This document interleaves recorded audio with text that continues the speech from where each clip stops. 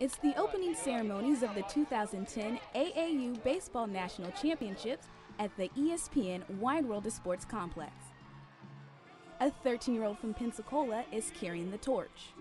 He receives a standing ovation, lights the flame, and watches in amazement an incredible fireworks show. To know that people really do care about you, and sometimes when you're feeling down, you know that you got people helping you out and just praying for you, and you may not even know them. It's amazing. Christopher Siders, who missed his team's last two national championships, takes the field. And this is where the miracle takes place. Well, a couple of years ago, we were home on a Friday night, and he walked into the living room and told me, he said, "Hey, Dad, I got a little lump right here on my neck." And so he ended up going to the hospital. We started there. They did a echogram there, and we noticed the lady kept, looking at it and looking at it. Got another lady to come in. We were told that he had cancer, and that we would start the next morning doing a biopsy to make sure exactly what type of cancer it was. And it started from there. Christopher started his fight against cancer at age 11, and he's had to do it 3 times. It's a lot for any adult, let alone a young child, and an entire baseball team. I got 6 children, and my youngest is on this team, and it makes you put things in the right perspective, and I push these kids hard, but I'm gonna tell you, when you don't have one out there, it hits you right at home.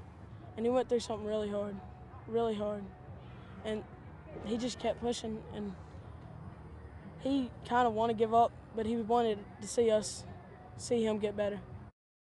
His outlook was so dire at one point that the Make-A-Wish Foundation granted Christopher a wish, and he wanted to meet someone very special, Tim Tebow. He asked God to make sure through my bone marrow transplant that I would be healed, and I believe that helped because I am healed. So that meant a lot to me. To help Christopher get through it all, his teammates kept reminding him that he was still their teammate. When he started losing his hair, they shaved their heads. When he was sick from chemo and couldn't be in the dugout, he was still in the dugout. His teammates carried around a cardboard cutout of him, and to this day his coach wears a wristband in his honor. It was this type of solidarity and levity that helped Christopher and his teammates pull through. It's helped a lot because when I have been feeling down, they've been able to help me feel good just by joking with me and playing baseball. It's just what I love to do, and my friends just make it all the better. Christopher is almost 1 full year of being cancer-free. The outlook is good for this fun-loving 13-year-old, and if for some reason it's not, as long as he's around the boys of summer and the diamond, Christopher Siders will be just fine. 1, 2, 3.